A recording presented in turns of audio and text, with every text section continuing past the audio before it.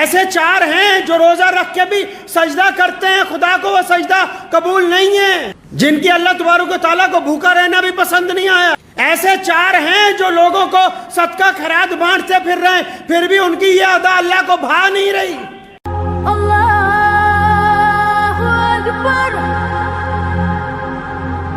بدلتا ہے تو پیارے نبی حضرت محمد رسول اللہ صلی اللہ علیہ وسلم سے اگر معلوم کریں یا رسول اللہ کون لوگ ہیں جو اس رمضان میں بھی، ایسے کون لوگ ہوں گے جو یہ روزہ رکھنے کے بعد بھی، ایسے کون ہیں جو رمضان کا مہینہ پانے کے بعد بھی، ایسے کون ہیں جو ان مقدس ساعتوں میں آ جانے کے بعد بھی پھر بھی اللہ ان سے راضی نہیں ہے، پھر بھی اللہ ان سے ناراض ہے، پھر بھی ان کی عبادت قبول نہیں ہے، ان کا روزہ قبول نہیں ہے اور ان کی عبادتیں نہیں اللہ تبارک و تعالیٰ مان رہا، ایسے کون لوگ ہیں؟ تو حدیث پاک میں آتا ہے ہاں ایسے بھی ہیں، چار لوگ ایسے ہیں، چار لوگ ہیں ایسے جن کی عبادت قبول نہیں ہوتی، مردوں میں بھی ہیں وہ عورتوں میں بھی ہیں، چار ایسے ہیں بد نصیب جو روزہ رکھنے کے بعد بھی ایسے ہیں جیسے بھوکے ہی ہیں، ایسے چار ہیں جن کی اللہ تبارک و تعالیٰ کو بھوکا رہنا بھی پسند نہیں آیا، ایسے چار ہیں جو روزہ رکھ کے بھی سجدہ کرتے ہیں، خدا کو وہ سجدہ قبول نہیں ہے، ایسے چار ہیں جو لوگوں کو صدقہ خیرات بانٹتے پھر رہے ہیں، پھر بھی ان کی یہ ادا اللہ کو بھا نہیں رہی۔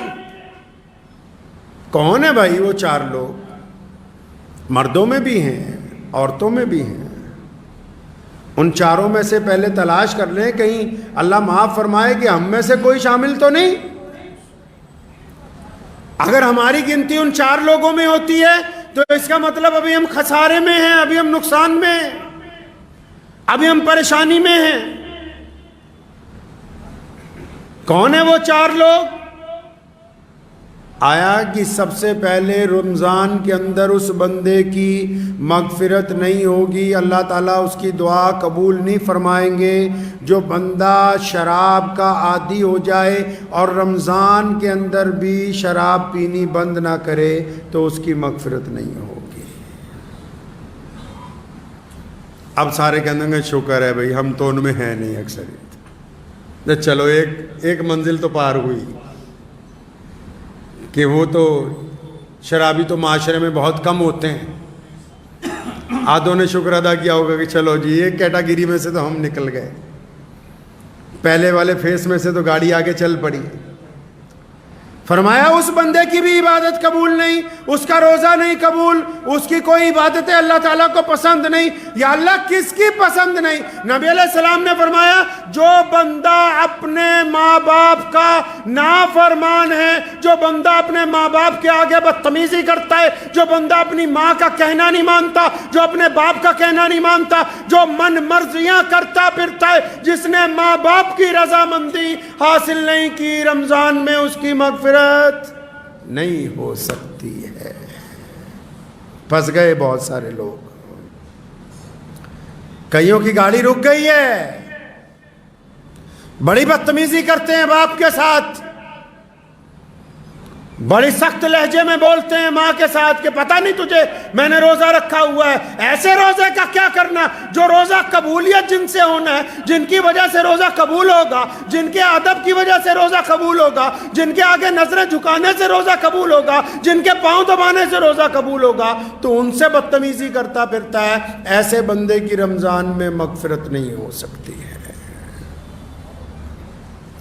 چنگے چنگے لوگ، اچھے اچھے لوگ جو باہر دنیا میں بڑے ولی بنے نظر آتے ہیں، ماں باپ کا احترام نہیں کرتے، اپنے ماں باپ کے پاؤں نہیں دباتے۔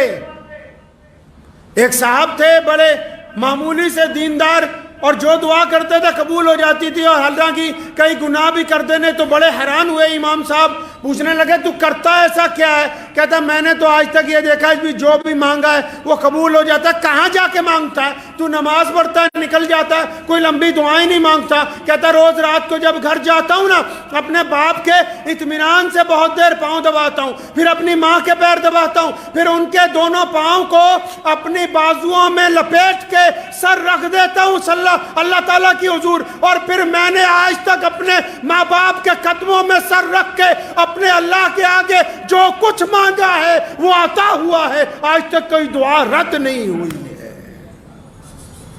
خود پیارے پیغمبر کہیے صلی اللہ علیہ وسلم نے فرمایا کہ اگر میری امی زندہ ہوتی اور بلال تکبیر کہتے میں نماز کے لیے چلا جاتا, مصلی پہ کھڑا ہو جاتا, اور فرمایا میری والدہ آواز مارتی محمد, تو فرمایا میں نماز چھوڑ کے اپنی ماں کے پاس جاتا.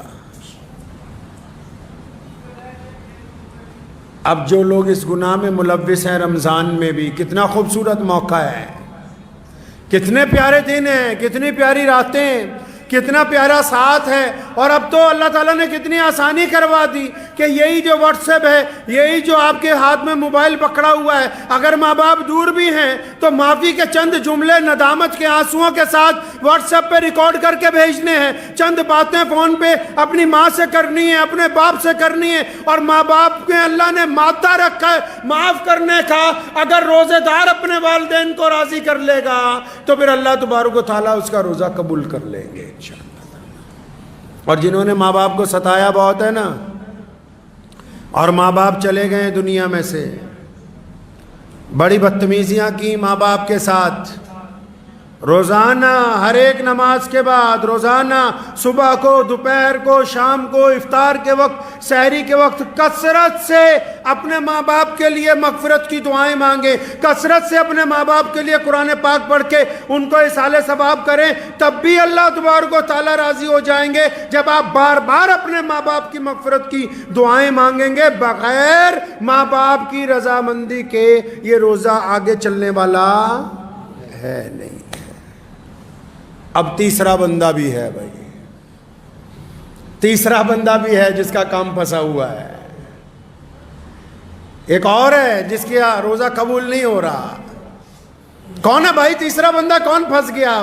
اب تیسرا بندہ وہ ہے جو رشتہ داریوں میں درار ڈالتا ہے, جو صبح شام رشتہ داریاں توڑتا ہے, جو رشتہ داروں کو دھمکیاں دیتا ہے, جو قطع رحمی کرتا ہے, جن کو اللہ اور اس کے رسول صلی اللہ علیہ وسلم نے آپ کے قرابت دار بنایا ہو. صبح شام صرف انہی کی برائیاں, صبح شام ایک رشتہ دار کو دوسرے رشتہ دار سے لڑاتا ہے, صبح شام اپنے پاس سے ایک خواب بناتا ہے کہ وہ رشتہ دار میرے خلاف ایسا کر رہا ہوگا, پھر دوسرے کو بتاتا ہے کہ اس کے خلاف یہ کرو. یہ سارا دن روزہ رکھتا رہے, نماز پڑھتا رہے, صدقے دیتا رہے, جب تک قطع رحمی کے معاملے کے اندر رسول اللہ کی پیروی اختیار نہیں کرتا, رشتہ داروں میں درار ڈالنی بند نہیں کرتا, تب تک اس کا روزہ قبول ہونے والا ہے نہیں ہے.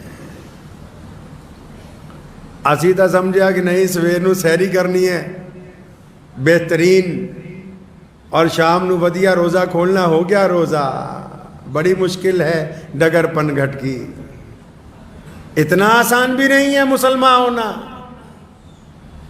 اعلیٰ ترین قوم ہے دنیا کی, اسلام آج دنیا کا سب سے بڑا مذہب ہے. کائنات میں اللہ تعالیٰ نے سب سے زیادہ عزتیں, طاقتیں, دولت, روئے زمین کے خطے, سب کچھ اس قوم کو عطا فرمایا.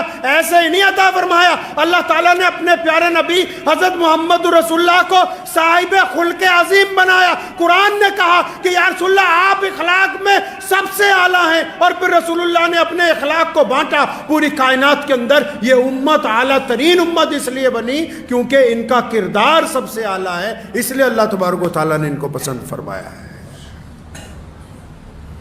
چوتھا بندہ بھی ہے, چوتھا تو بہت برا پھنسا ہوا ہے, کئیوں کی گاڑی وہیں رکی ہوئی ہے. چوتھا بھی ہے جس کا روزہ خراب ہو رہا ہے, جس کے روزے کے اندر خرابی ہے, جس کی مغفرت کا فیصلہ نہیں ہونے والا, جس کے سجدے قبول نہیں ہو رہے. چوتھا کون ہے یا اللہ؟ اللہ کے نبی صلی اللہ علیہ وسلم بتاتے ہیں چوتھا کون ہے یا رسول اللہ؟ کون ہے ایسا بندہ؟ ایک تو ماں باپ کا نافرمان ہے, ایک رشتہ داریاں توڑنے والا بھی ہے, قطع رحمی کرنے والا بھی ہے, شراب پینے والا بھی ہے, اب یہ چوتھا کون پھنس گیا؟ اچھے اچھے نمازی ہیں جو اس میں شامل ہیں. فرمایا چوتھا بندہ وہ ہے جو اپنے دل کے اندر دوسروں کے لیے بغض رکھتا ہے، نفرت رکھتا ہے، کینہ رکھتا ہے، دوسروں کے لیے بلا وجہ نفرت دل میں رکھتا ہے. اب یہ نفرت رکھ کے سجدہ کر رہا ہے. اگر میری جیب میں، عام مثال دے رہا ہوں میں، یہ کوئی قرآن حدیث میں نہیں ہے، اگر میری اوپر والی جیب میں پیسے ہوں، زیادہ سجدہ کروں گا گر جائیں گے. اگر اوپر والی جیب میں نعوذ باللہ کوئی نشے کی چیز ہو تو سجدہ کروں گا وہی گرے گا نا نیچے. کیا ہے اس دل کے اندر جو سجدہ کرتے ہو؟ فرمایا بغض رکھتے ہو دوسروں سے. دونوں صورتوں میں، چغلی کو، غیبت کو، بہتان کو ایک ہی کیٹیگری میں محمد رسول اللہ نے رکھا. مان لیا کہ وہ بندہ شرابی ہے، مان لیا کہ اس بندے میں خرابی ہے، مان لیا چور ہے، ڈاکو ہے، عیاش ہے، بدماش ہے، لیکن اگر یہ بات تم اس کے منہ پہ کہتے اس کو برا لگتا کہ نہیں لگتا؟ برا لگتا. وہ تم سے لڑ پڑتا. تم منہ پہ اس لیے نہیں کہتے کہ منہ پہ کہوں گا تو یہ لڑ پڑے گا. تو نبی علیہ السلام نے فرمایا کہ اگر یہ اپنے بھائی کی غیبت کرتا ہے، اس میں برائی ہے تو برائی کو بھی بیان کرنا فرمایا منع ہے. اور اگر اس میں برائی نہیں ہے، تم کہتے ہو کہ چور ہے، وہ چور نہیں ہے. تم کہتے ہو بے ایمان ہے، وہ بے ایمان نہیں ہے. تم کہتے ہو ریاکار ہے، وہ ریاکار نہیں ہے. تم کہتے ہو زانی ہے، وہ زانی نہیں ہے. اگر تم اپنے پاس سے بھی الزام لگاتے ہو، پہلی صورت میں غیبت ہے، اگر اس میں گناہ ہے تو غیبت کا گناہ، اور اگر اس میں وہ گناہ نہیں ہے تو بہتان کا گناہ. اب چغلیاں کرنے والے بھی خدا کی حضور بخشے جائیں گے کیا؟